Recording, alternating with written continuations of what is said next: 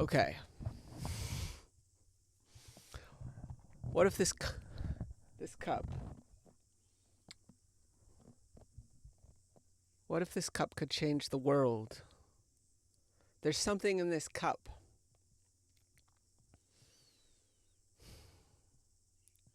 I was going to tell you what's inside.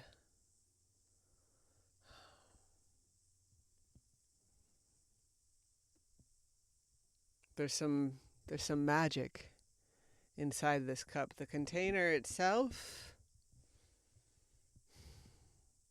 I'm not sure exactly what it's made of. It's safe for the microwave. It's dishwasher safe, and there's some text on it. It says, shh, almost,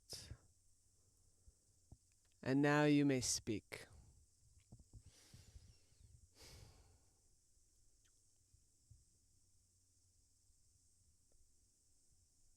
I've had some experiences in relationships where it felt like there wasn't really space for me to speak unless if it was what the other person wanted to hear. And even at the right time of day, I had a partner that I couldn't speak until they had their coffee. And I wake up pretty early.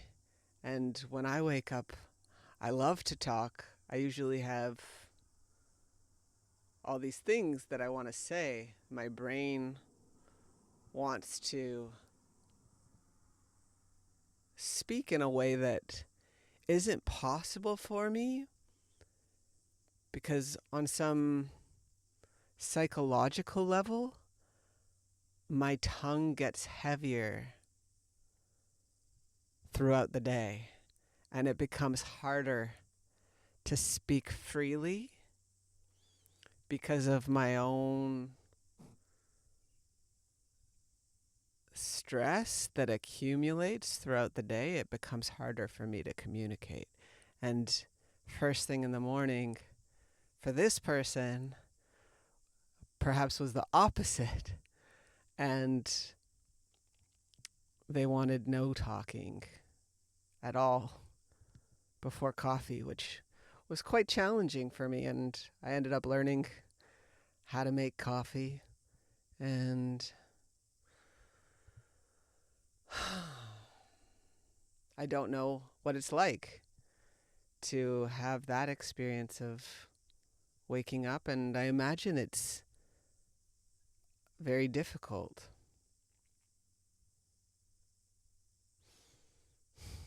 What is my point? I want to keep moving because there is some magic in this cup. Actually, I should probably put a little bit of water into the cup. Just a sprinkle.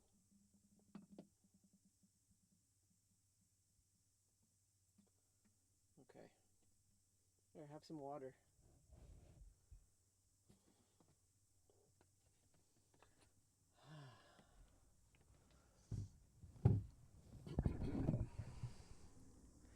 Have some water. Have some water. Are you thirsty? Would you like some water? Would you like some water?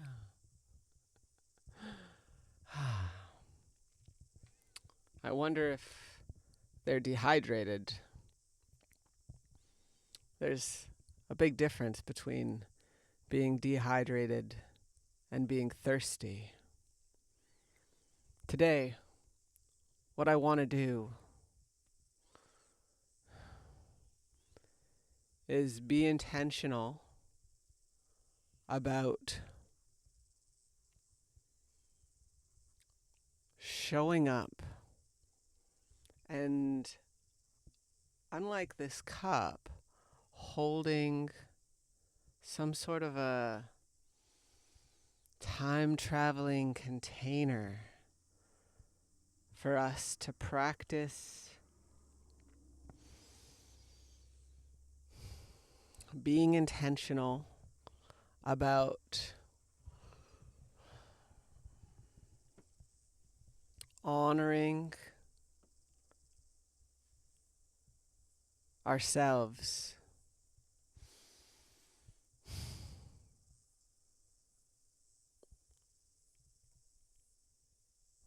So many of us have spent so many years doing the opposite of honoring ourselves. Spent so many years in the closet, including myself. My first reaction that I received after attempting to come out was to go to the doctor.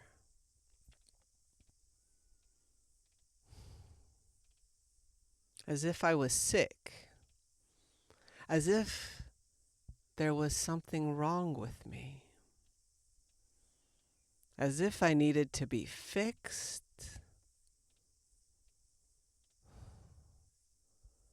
And I so wanted to be normal, accepted, to feel like I belong. On this journey, I haven't found that. I am practicing accepting myself without trying to be somebody else's idea of how I should be, how I should speak, how I should fill in the blank.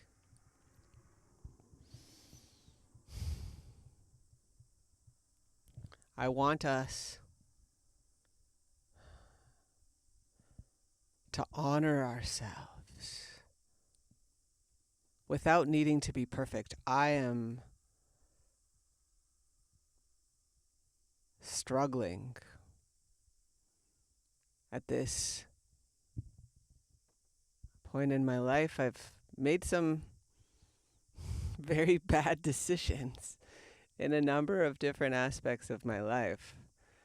And I don't know if it's necessary for me to get into some of the choices that I've made that have led to some of the struggles that I'm experiencing today.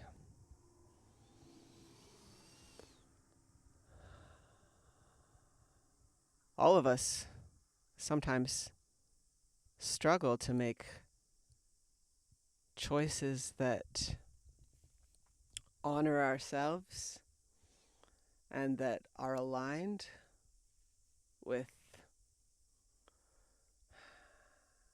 how we want to be and live and love. So many of us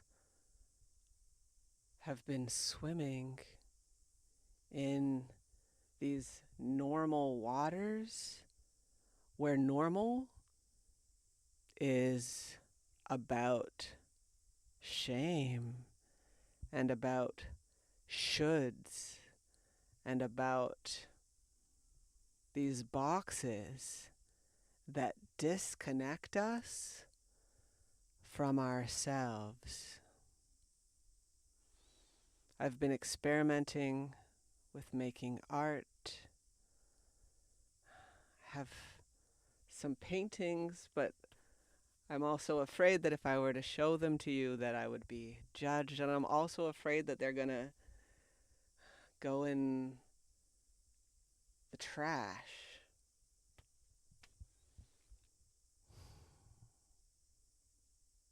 I was called trash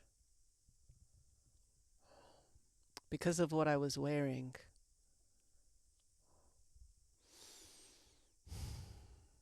I was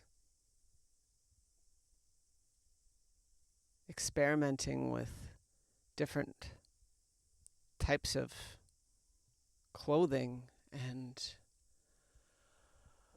I think I'm not sure what my point is.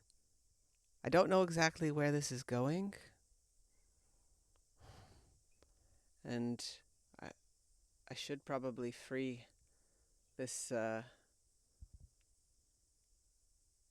free this little magical one. Um, it's difficult to move with all this happening. Sometimes people say things that are awful. I remember I used to be a lifeguard and a swim instructor.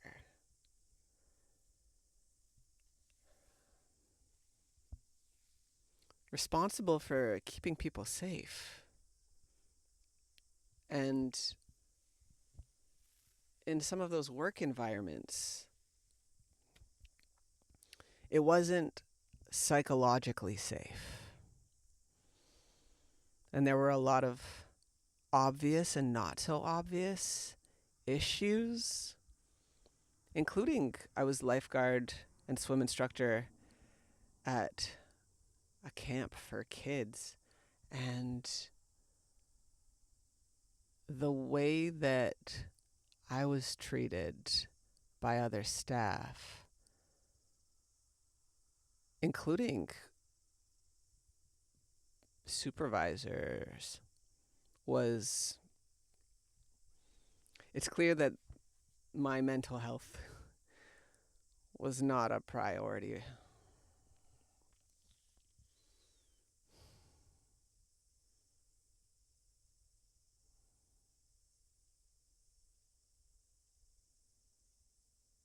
That's also where I think I was called white trash at that kids camp by another staff member.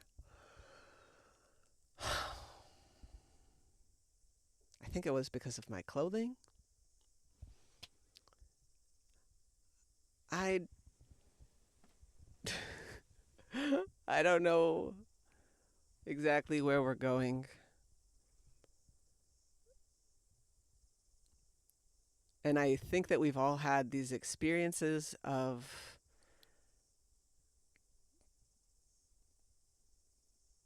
not feeling respected, not feeling appreciated, not feeling valued.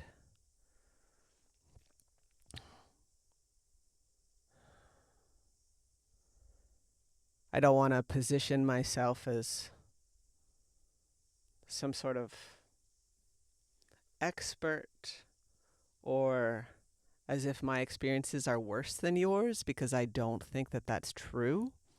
I think that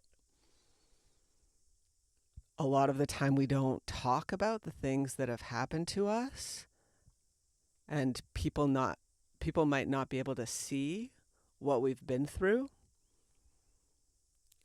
And sometimes when we do express vulnerability, we're not received in a way that feels empathetic or supportive, even if people might see their responses as empathetic and supportive. It might not land with what we need, which is a difficult experience to be so vulnerable and express that vulnerability, and then perhaps to feel even more vulnerable because we don't have that experience of empathy. Or maybe we're too afraid to express some of our vulnerabilities because our culture lacks empathy. It would make sense for us to not be vulnerable when it's not safe to open up and to express how we really feel, what we need.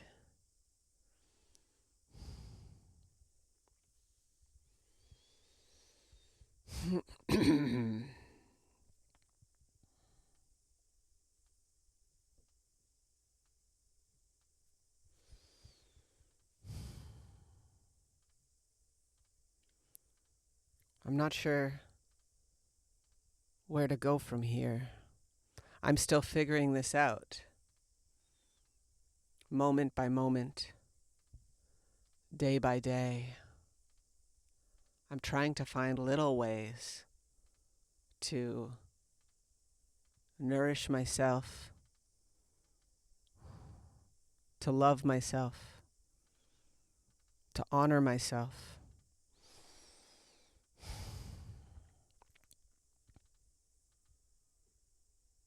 And I struggle with perfectionism, which is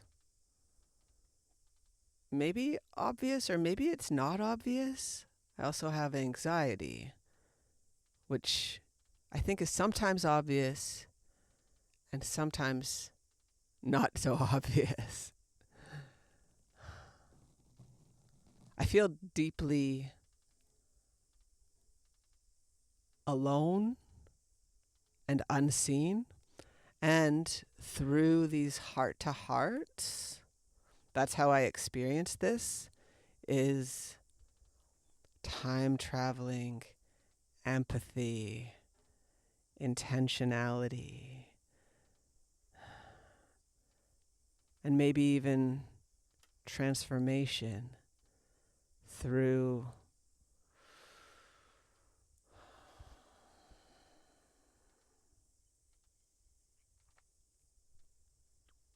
I don't know what to call this, but I have this deep need for connection and emotional intimacy.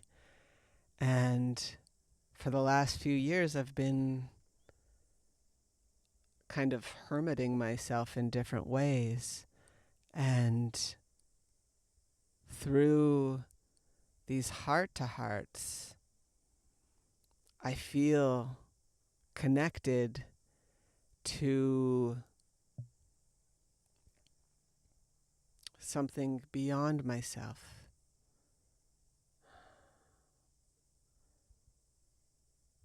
I've struggled with loneliness and isolation, and I still struggle with these. And this helps. And I wonder if it might help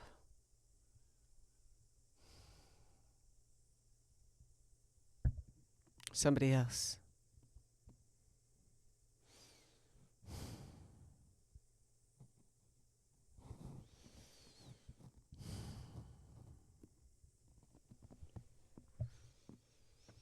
There's a part of me that feels like I should just stop and that's enough. That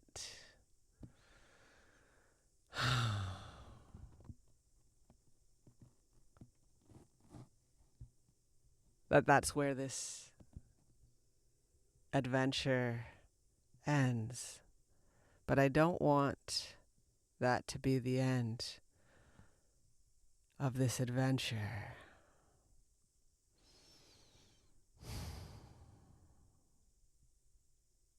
I want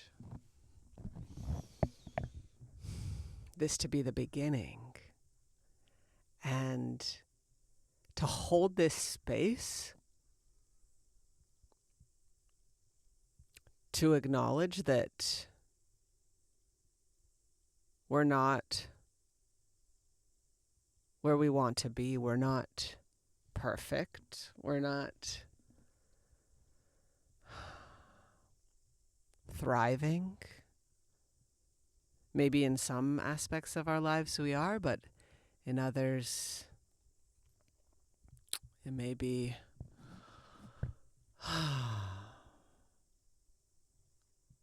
a serious challenge to do some really important aspects of living.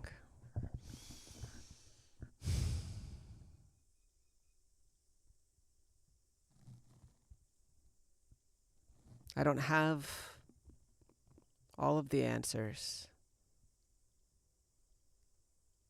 I'm modeling my journey as a survivor, as someone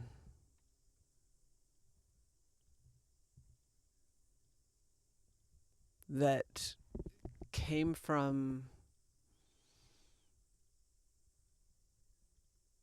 so much shame and anxiety, especially around love and pleasure.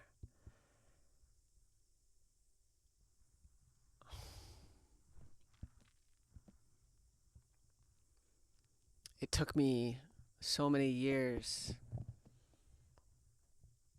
to understand what love really is, and to recognize that some people, maybe they really don't understand what it is.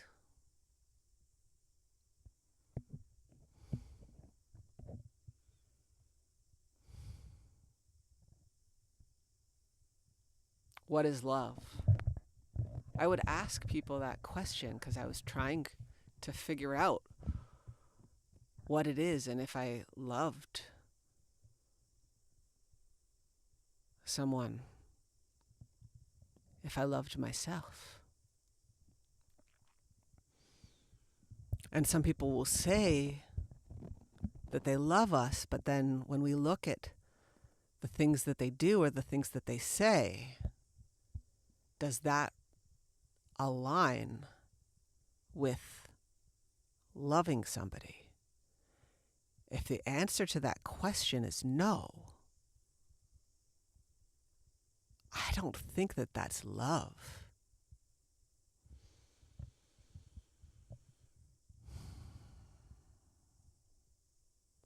I think love is when we show up. Love is when we practice having space to be, to play, to laugh, to question, to be curious, to not know. We don't need to know everything. Nobody knows everything.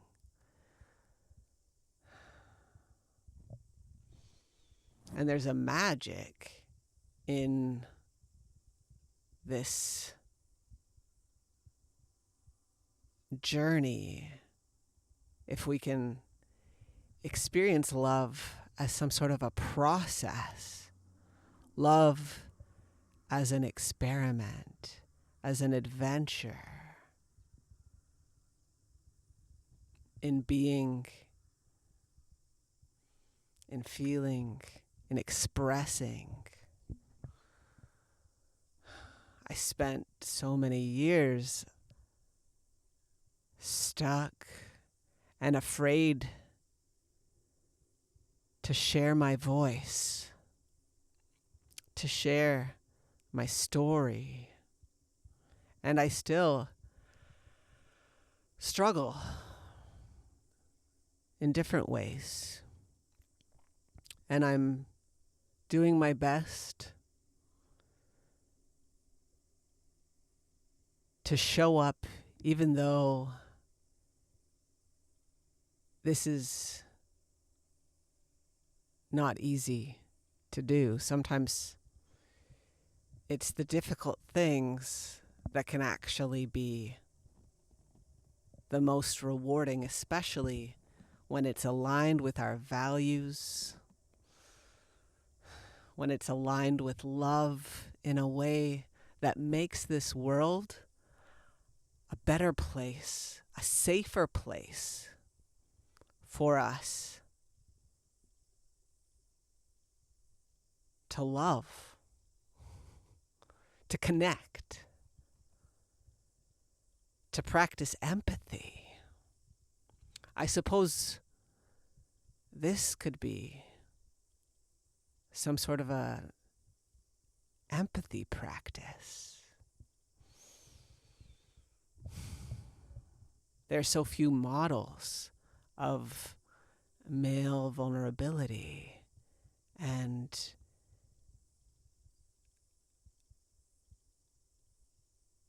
to talk about being a survivor and a man, and to talk about mental health and pleasure. There's a lot of complex challenges in holding a space for all of this, especially when the models of male pleasure are so violent and focused on a narrow understanding of what it is to be a man, what it is to have sex as a man, what it is to have pleasure.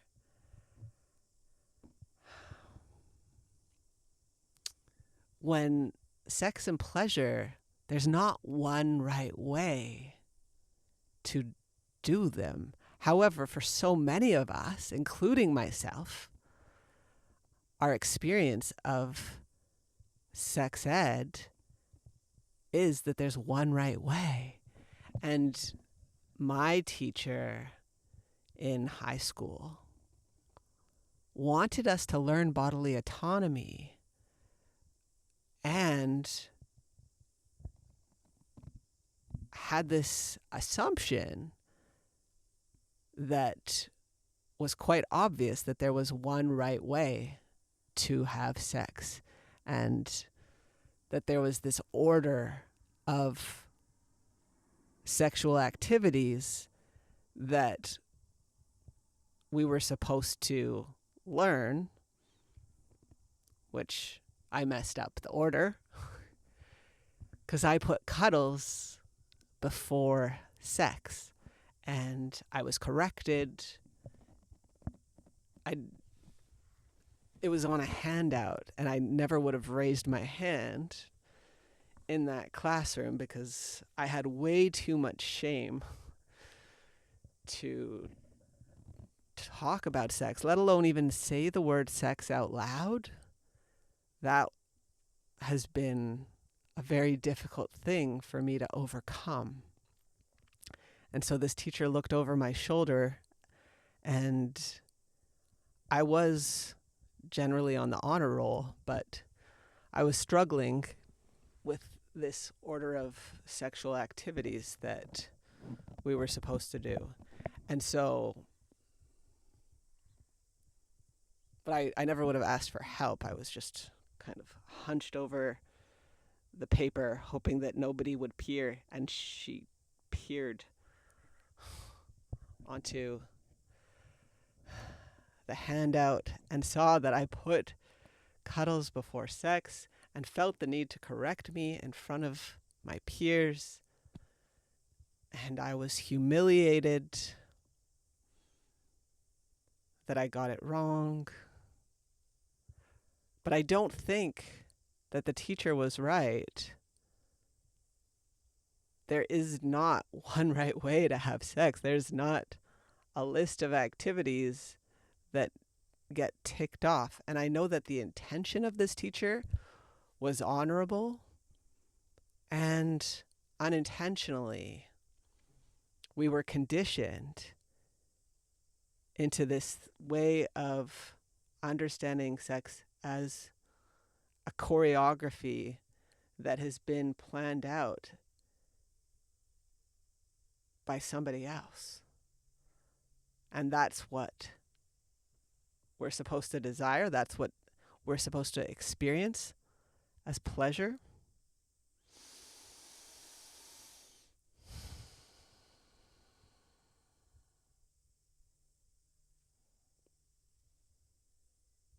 In my experience, shoulds and pleasure do not generally go well together. And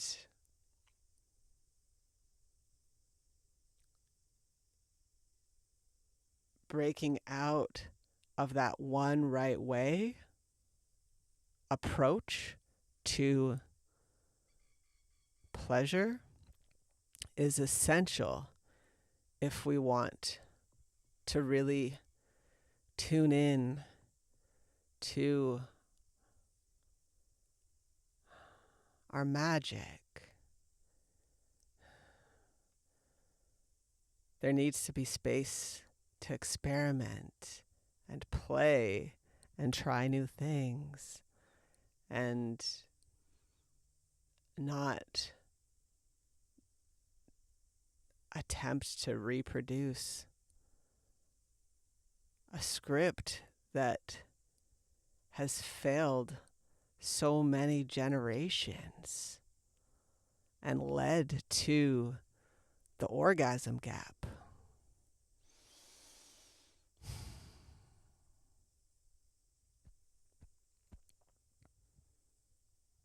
It doesn't need to be like this.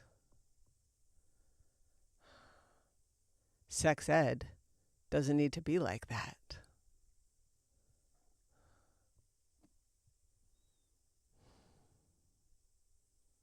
How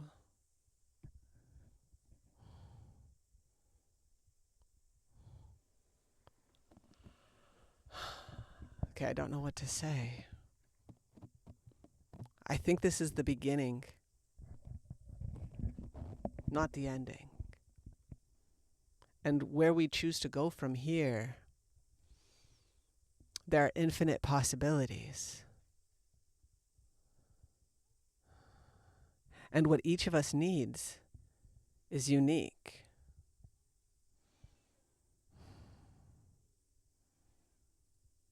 I believe that you know what you need better than anybody else.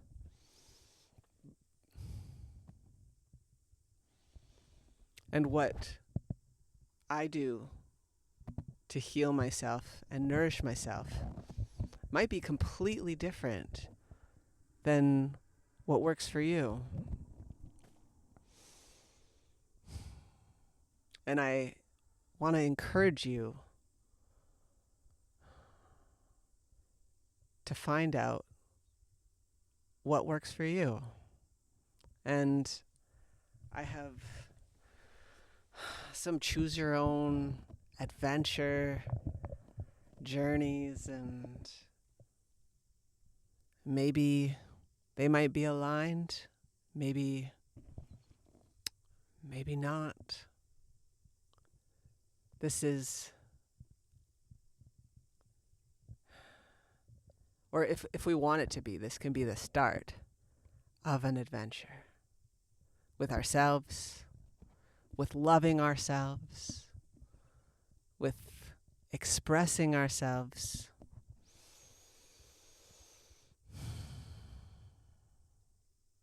nourishing ourselves. It could be with something as simple as a fruit, and it doesn't need to be perfect. It might be maybe the last day to safely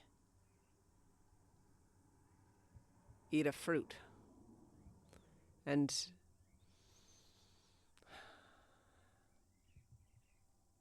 one ritual could be to slowly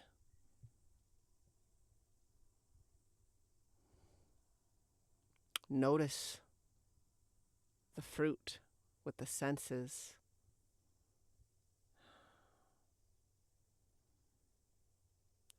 And to be really intentional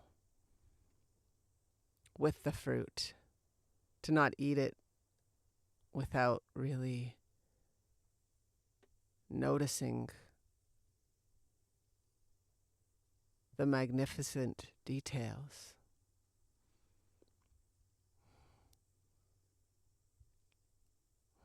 The metaphorical peach fuzz that perhaps we haven't been connected to for a long time.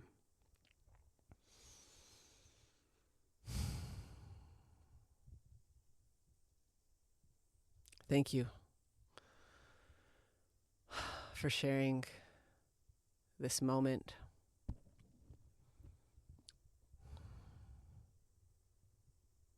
Yeah.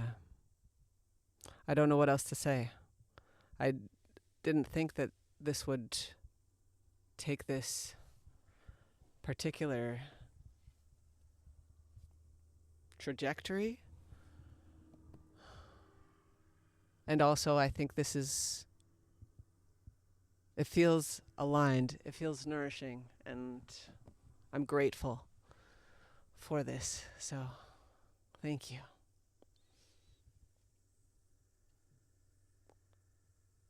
Oh, oh, oh, oh, oh, oh, oh, oh. Oh no. Oh no. Can you hear me? I don't know if you can hear me. I hope that you can. If you can't, sorry. Okay. I would like to liberate the being that's inside of this mug. Would you like to join me for liberation? And sorry to the bug. Are you okay? I hope you're okay. All right. It's time to liberate the bug.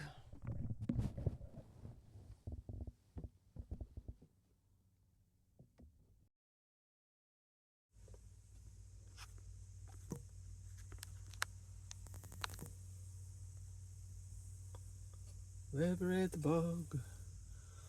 Liberate the bug. It's time to liberate the bug. Liberate the bug. Liberate the bug. It's time to liberate the bug. Liberate the bug. It's time to liberate the bug. The bug. The bug. Liberate the bug. Liberate the bug. It's time to liberate the bug. The bug. Whew.